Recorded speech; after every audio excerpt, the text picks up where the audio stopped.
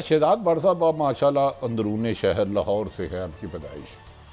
साबर साहब ने तो पंजाबी की एक मिसाल है, नहाती धोती रह गई तो नक ते मक्खी बह गई, उन्होंने तो लुटिया डबो दी है। वो तो 3 जस्टिस साहबान पर रेफरेंस भेजने थे, करारदाद मंजूर की गई, तो वो कह रहे हैं ये तो सुप्रीम कोर्ट के ऑनरेबल चीफ जस्टिस साहबान और दीगर जज साहबान तो दरकिनार एक मजिस्ट्रेट का फैसला ये करारदाद नहीं कर सकती। तो क्या हुकूमत इसके मकासद क्या थे इस करारदाद पास करने के? देखिए भट्टी साहब, जैसे अभी साबर साहब ने फरमाया कि करारदाद की जो आप बात कर रहे हैं, तो इसके साथ साथ ये भी ऑन रिकॉर्ड रहना चाहिए कि एक दिन का अगर कौमी असम्बली का इजलास हो रहा है तो हाउ मच रुपीज़, पैसे कितने खर्च हो रहे हैं। मेरी इतला के मुताबिक 6 करोड़ 41 लाख रुपया जो है वो रोज़ाना की बुनियाद पर एक इजलास पर खर्च होता है। अच्छा, जब इतने पैसे खर्च हो रहे हैं तो करारदाद मंजूर हो रही है, तो उसमें आज तादाद की कमी जो है वो तो बिल्कुल दुरुस्त बात है, तादाद नहीं नज़र आई है।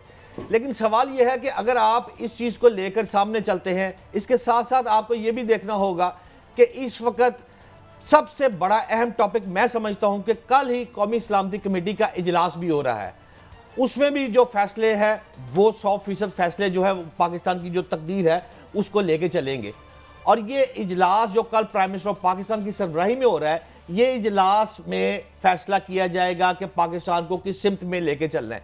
अच्छा, अब बात यह है कि अगर कौमी असम्बली से कोई चीज़ आ जाती है तो बात यह है कि इसको इस तरह नहीं इंप्लीमेंट किया जा सकता। ये सिर्फ और सिर्फ मुल्क के लिए बेहतरी नहीं हो रही। जंग जो है भट्टी साहब वो बहुत ज़्यादा एक दूसरे के साथ पर्सनल हो चुके हैं लोग, और बिल्कुल ग्रुपों में तकसीम हो चुके हैं। मतलब मैं एक गुजारिश करूंगा, गुजारिश है कि मोहतरम नवाज शरीफ साहब नाहल हो चुके हैं सुप्रीम कोर्ट से, और प्राइम मिनिस्टर साहब की भतीजी मोहतरमा मरियम नवाज साहबा बहुत ज़्यादा अदारों पे सीख पा है, जबकि प्राइम मिनिस्टर साहब के खुद साहबजादे मोहतरम हमजा शहबाज, जिनका सियासी विजन भी ज़्यादा है, जिनकी पेनिट्रेशन भी ज़्यादा है, वो खामोश हैं। क्या मरियम नवाज ये चाहती हैं कि शहबाज शरीफ साहब भी पिक्चर से आउट हो जाएं?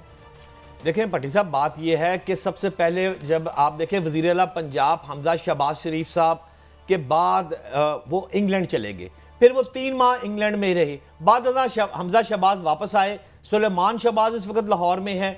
अभी तक अगर आप गौर करें शरीफ खानदान में इख्तलाफात, तो इसमें कहने में मुझे कोई ऐसी बात नहीं है कि मुखालफत तो चल रही है। हमजा शहबाज हो या सुलेमान शहबाज हो, वो इस वक्त खुलकर उस तरह सपोर्ट नहीं कर रहे जिस तरह नवाज शरीफ ने हुक्म दिया था मरियम नवाज साहिबा को जब वो वतन वापस आई थी कि ये आपके भाई आपकी सपोर्ट करेंगे। ताहाल तो ऐसी बात कोई समझ में नहीं आई है। लेकिन सवाल ये है कि इस मौके पर अगर मरियम नवाज जिस तरह मुस्लिम लीग नून की कमांड संभाल चुकी हैं, और अगर शहबाज शरीफ बिल्कुल नाहल होते हैं जैसे यूसुफ रजा गिलानी की तरह, तो इस सिलसिले में फिर मरियम नवाज तो फिर खुलकर सेकंड जो है कमांड वो उन्हीं के पास है और वही सामने आएंगी। शहजाद भट्ट साहब, आप लाहौर में रहते हैं, आपके हुक्मरानों से भी बड़े मरासम है। अगर यही ऑप्शन मोहतरम मरियम नवाज साहब को होता या नहीं होता, ख्वाहिश रखने में तो कोई बुरी नहीं, मैं चाहूँ मैं अरबपति हो जाऊँ, अल्लाह नहीं करता, ये अल्लाह की रजा है, तो मरियम नवाज साहबा चीफ जस्टिस के लिए किसको चॉइस कर सकती हैं? अंदाजन सूटेबल पर्सनालिटी कौन सी है? देखिए आरिफ साहब, अगर मरियम नवाज साहिबा इसको चॉइस की जो आप बात कर रहे हैं, तो आप पहले उस पर गौर करें कि लंदन में जो आखिरी खिताब हुआ है मियां मोहम्मद नवाज शरीफ ने प्रेस कॉन्फ्रेंस की है, उस प्रेस कॉन्फ्रेंस में को जरा गौर कर लें, उनमें उनकी गुफ्तगू किस किस्म की सख्त गुफ्तगू थी। और क्या उन्होंने कि सुप्रीम कोर्ट के जज का नाम नहीं लिया? क्या उन्होंने ये तमाम बातें प्रेस कॉन्फ्रेंस उनकी टीवी पे चली हैं या नहीं चली? किसी ने उसका बाइकआउट किया? क्या नोटिफिकेशन को पहले निकला हुआ है कि नवाज शरीफ साहब को टीवी पर आप ऑन एयर नहीं कर सकते? क्या वो मुअत्तल हो चुका है अभी तक कि नहीं हो सका? ये कौन सी कुव्वतें हैं भट्टी साहब? ये साबर शाकर साहब से पूछे कि जो प्रेस कॉन्फ्रेंस लंदन साहब से हुई है मोहम्मद नवाज शरीफ साहब की, उस प्रेस कॉन्फ्रेंस में उन्होंने जो सुप्रीम कोर्ट के जज का नाम लिया है वो किस तरह नाम लिया? क्या ये कंटेम्प्ट तो नहीं है? जी शहजाद भट्ट साहब, आपने माजी के बयानात जिसे असम्बली उसमें कासम सूरी साहब पे किया गया, कल कहते थे ये आइन की हुक्मरानी है, पाकिस्तान की हुक्मरानी है, जमहूरियत की हुक्मरानी है, तो इन्हीं 3 जज साहबान ने ये फैसला दिया था कासम के खिलाफ, कासम सूरी साहब के बारे में, तो क्या ये खुला ताजाद नहीं बादिउल नज़र में?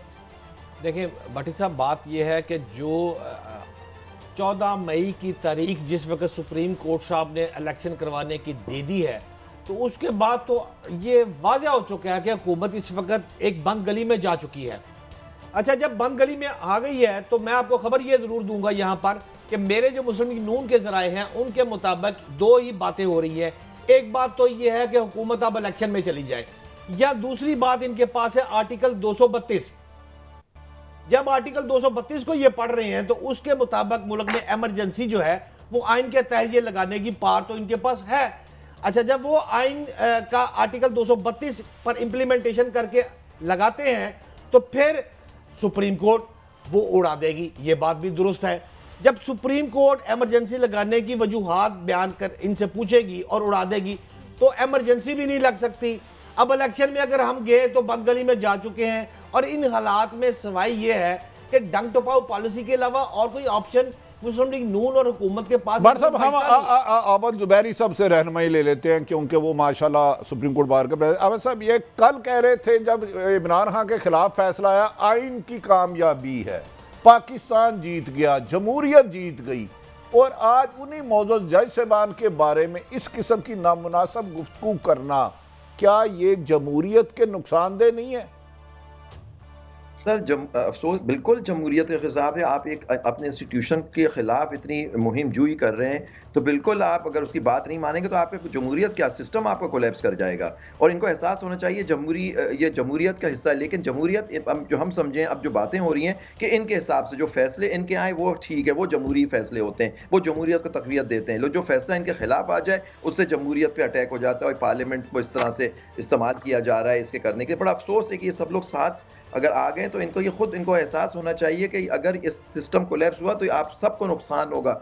सब अकेला दूसरे एक पार्टी को नुकसान नहीं होगा, आप सबको, इस मुल्क को, इस अवाम को जो इस वक्त इस बुरी हाल में हम लोग फंसे हुए हैं कि महंगाई कहाँ से कहाँ पहुँच गई है और आम इंसान की जीना महाल हो गया है। और इनको ताकत इलेक्शन कराएं। इलेक्शन से क्यों भागा जा रहा है? कहते हैं हम इलेक्शन से नहीं भागते, लेकिन इलेक्शन हम अपने हिसाब से कराएंगे। शहजाद भट्ट साहब आपसे कोई सवाल करना चाह रहे हैं? साबिर साहब।